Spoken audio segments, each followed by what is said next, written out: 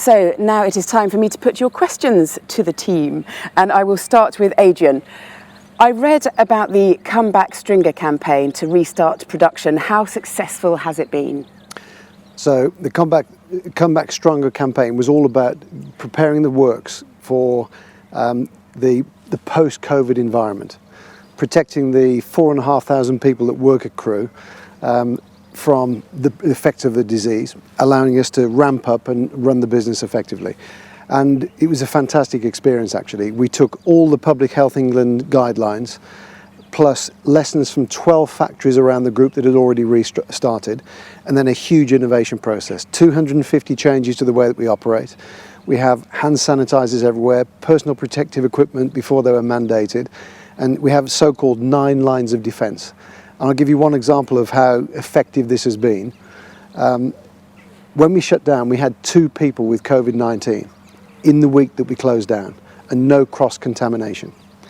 Since we've come back, we've put in place a testing program so we can do 600 tests per week, 600, and we're using all of that capacity. We've so far found 4 people that had no symptoms in the last few weeks with COVID-19, and none of them have been in contact with anybody. All the social distancing has worked, and we've now isolated them. So we have our own track and trace system too. So we never wanted to do any of this, but it's been a fantastic example of innovation in a crisis and being able to manage effectively. And we're very proud of the work the management team have done, but also the way the whole workforce have pulled together to support each other in this crisis time. It's been really good. You need to run for government. No comment. To Chris now, when does the new Bentayga go on sale? Next week. As simple as. So in the UK and Europe from the beginning of July. So actually that means that we'll start to see the cars move into the dealer network from tomorrow, and first customers in cars soon after that, which is just fantastic.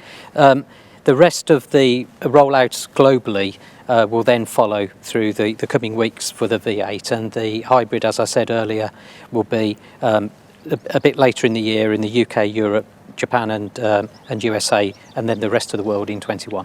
Great stuff, thank you very much. Next one is to Adrian again. Adrian, given the success of Bentayga, over 20,000 made already, would you like 1 or 2 more SUVs in the lineup as part of the Beyond 100 strategy, and who pruned the roses? I don't know who pruned the roses last, actually. I don't think they've been pruned for about 127 days, a bit like my hair. Yeah. But I think in terms of Bentayga, the first thing I would say is we have achieved incredible results with a single model and with a very limited engine range at the beginning. What we've now got is hybrid V8 12-cylinder and a really fantastically upgraded car that, as you say, Chris, brings this design exactly in line with the language of the rest of the range.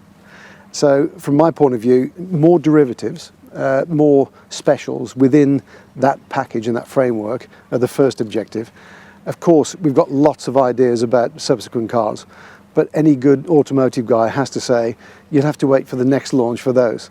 We're here today to talk about that particular car, and we're very proud of it, and we're very happy with the success that we've had, but I think we just build on a very strong winning formula. So let's just see what happens in the next 2 years. Fine, will do. And just a comment to Stefan, what a beauty. I'm not sure whether they're talking about the car or you, but I'd take both if I were you. To Chris, this one is from you. How well was the hybrid model received, and in what markets was it most successful? So it's been really well received. I personally love that car. The serenity when you're driving that car is just astonishing, and yet the power delivery is so progressive. It's just a beautiful car to drive. In Europe is where we've first started selling the hybrid, so of course therefore it's done well throughout Europe, and we're literally just seeing the first cars now in the US, and we expect then the US to follow just like it has in Europe, and then China will be with the new car next year. Lovely. Yeah, it's excellent. Yeah. And a full question to you this time, Stefan. How would you spec your Bentayga? I have to say I spec one of the two, and it is obviously the green one, and I also love the interior with the Cumbrian green. So it is for me a typical spec for a Bentley, and also with the 22-inch polished wheels, it is something I would immediately love to have a grand tour going to Europe and enjoy the countries and the car. And Adrian, so what sort of use patterns do Bentley owners have, given that they might have many other cars? And does that in itself affect the possibility that they might switch to full electric powertrains? We are unique in the segment. And this may sound strange, but I'll say it the way it is. We are the everyday car for our successful and wealthy customers. It seems interesting that people spend our kind of money to buy cars that they use every day, but they'll have the other exotics for special occasions and for collectibles also. But the number of customers that buy Bentleys because they drive them every day is the vast majority. So that is really important to us. They do high mileage, they use them for all occasions, and it makes the brand very strong. In terms of electrification, it's a good connected question because we make grand tourers. You know, you've talked about performance. You probably saw the speedometer on the screen, 190 miles an hour for the speed. SUV, about the same as a 911, top speed. But when it's in normal mode, it's like the most luxurious and tranquil environment you could be in. And it's that polarity of capability that we possess, Bentley, grand touring capability, that is what we stand for. So for me, electrification is fantastic. It fits perfectly with the brand. Effortless, quiet, refined performance. The problem is the battery power is not sufficient to give you the same distance of range that you get with a regular car. And to have a grand tourer that can't go touring wouldn't be a grand tourer, and then it wouldn't be a Bentley. So we say mid-20s for our first electric vehicle because we believe then the power density of batteries will be sufficient to be able to drive the distance and the speeds and performance that you'd expect from a Bentley without any worries, and that's where we're targeting. Excellent response, thank you so much. Chris, this one's for you. How many test and development mules were used for the new Bentayga, and how many R&D kilometres were driven with these cars? Too many, he said. Too many. With the new Bentayga, we went through the process that we always do as part of the product development method to build pre-series cars. In total, there were a number of cars built in order to get ready for full durability testing and certification approval, and then of course to prepare production. So in terms of mules, we didn't build any mules, and we took the most advantage that we could of modern technology to simulate where we could the design outcomes to prevent us having to build too many properties in order to make it as efficient and high quality delivery as possible. And actually, we're pleased to say that the new Bentayga program has delivered almost spot on at every point of its delivery, which is in itself exceptional. And even with the COVID crisis, we've been able to still continue to get the car into series production without too many problems at all, which is remarkable testimony to the workforce and all the engineers and all of the team back at Crewe. And the next question is, what is the asking price, and is there a W12 coming? So the asking price is around the world is roughly about 5% more than the existing Bentayga, and we will be introducing the Speed in early 21 in America in particular, where that market still is very keen to have the 12-cylinder car. Lovely. Thank you. Thank you. Adrian, back to you with some EV stuff. Please could you share a bit more tangible information about the EV plan beyond 100 as well? 5 to 6 years away sounds like an awfully long time. Is there a danger that SUVs will become socially unacceptable before we see the EV? I didn't think we'd have COVID to face this year, so I can't predict everything. So I'm worried about saying that SUVs won't be antisocial or disappear before we get to EVs. But what I would say is that if we look at the SUV market, beneath the price bracket where we are, the rate of growth is colossal. We've started a segment in our price bracket. There's 4 competitors now entering that segment, and that's growing even quicker than the price segment below, although smaller numbers. The fact is the people are getting bigger. They have families. They want to do things in their vehicles. So SUVs are there because people want and need a certain type of car for a certain type of activity. Now actually with a plug-in hybrid, for example, I'm getting over 60 miles per gallon out of the hybrid that's parked out of there, doing a 10-mile journey twice a day with a 30 miles range, charge it every second day, and the engine will only fire up if it's -2 degrees or if I have to go on a longer journey, and then it will still do 35 to 40 to the gallon. So as long as you charge it, the hybrid can turn an SUV into a regular family car in terms of consumption. So I don't think SUVs will go out of fashion because we all want them. It's our job as an industry and our job as a brand to actually make them sustainable. So hybridization is step 1. Better battery performance even in plug-in hybrids, step 2, as fast as we can, so you get more electric range in proportion to engine range. And step 3, when the power density is right, full battery electric. And if anybody's got the technology out there that can do it tomorrow and it's validated, give us a call. If not, for all the top suppliers in the world and the research activities going on, it's 5 or 6 years away. And that's not just for Bentley, that's for any company that does cars over a certain size, over a mid-size kind of family car. Lovely, thank you very much. Stefan, the new Bentayga now shares a likeness with the GT and the Flying Spur. So what are the key elements of Bentley's design language? Well, that's a question we need another hour. But first of all, I think we are continuously working on our design strategy and criteria, also exchanging our opinions with Adrian and the board to make sure we are really sailing in the right direction altogether. And yeah, when we look at the current glimpse, you have to remember we are working 5 years in advance. So what we are doing in the studio will be in 5 years in the market.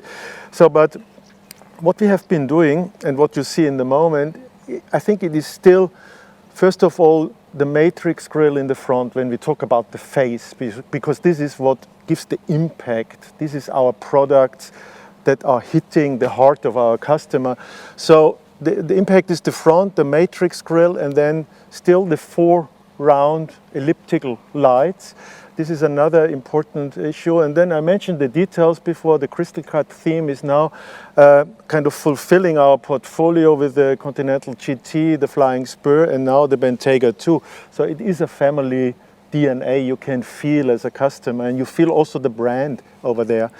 Then I would say on the side we have these really characteristic body lines, and they are structuring the side evaluation of all our Bentleys and giving a certain kind of mixture of muscular, very, very, I would say, erotic surfaces and very, very sharp and crisp lines. That also shows the ability of what we are able to do in the factory. Not every car manufacturer is able to do or to transform our wild ideas into something so satisfying and so full of quality.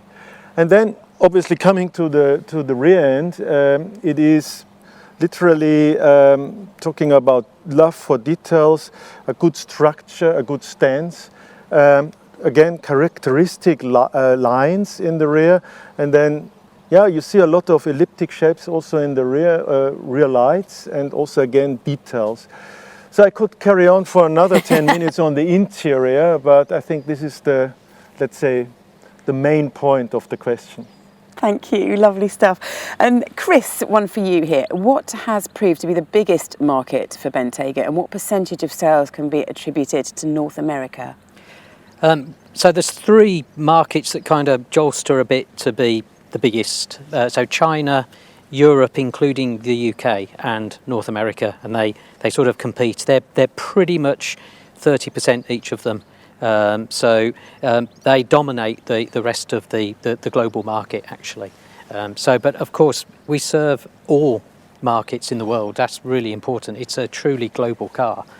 So every single market is important. Perfect.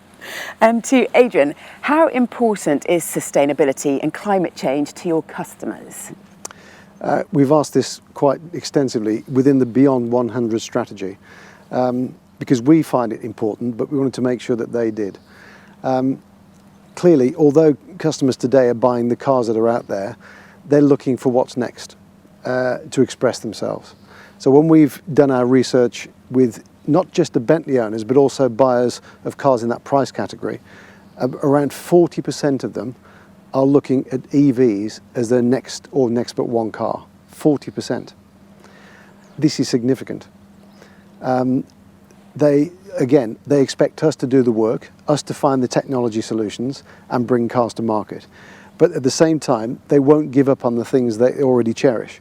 So they want the fantastic interiors, the comfortable seats that weigh more than a lightweight seat, because you can sit in it for 8 hours and get out of it and not realise you've been in it for 8 hours. So they're used to high quality experiences. So they want an electric car that gives them all of the benefits that we offer today. So for us, again, as I've said, with the quietness, refinement and effortless power that you get from any Bentley, electrification is the perfect evolution for us as a brand. We're really excited about it, and our customers are too. Lovely, thank you. Stefan, I wish I'd have sent this question in for you. Who is your tailor and what is your fashion influence? You are one of the most stylish men in the motoring industry. To be honest, I don't have a tailor really. I mean, I love to go to London. For me as a German, I always love to go for London, also for the fact of inspiration. And fashion is definitely an inspiration because it's happening very quick, bam, bam, bam. I always wanted to join British fashion and become more part of the British fashion, also with regard to design, because I love the fact that brands like, for example, Burberry have been reinventing themselves as a traditional brand. So this really fascinates me. But coming now really back to your question, I love to go to Jermyn Street and buy stuff from the shelf. I'm not mentioning now explicit name. I go here and there. I think it's a question of fantasy, how you combine things. And sometimes it's also getting older, you need more colorful statements. I'm in yellow. Only talking about me. Oh, thank you very much, Stefan, and thank you, gentlemen. Really, really appreciate your answers there. I have had a lovely time. I hope you have had too. And thank you, ladies and gentlemen, for being with us. The embargo lifts today at 5 p.m. British summertime, so not long to go now. And until then, have a wonderful evening and happy driving. Boys, shall I pour some tea? Ladies and gentlemen, while we leave Vicky, Adrian, Stefan and Chris to drink their tea, images and information for the new Bentayga are now available on bentleymedia.com. Thank you so much for joining us, and we do hope to see you in person very soon.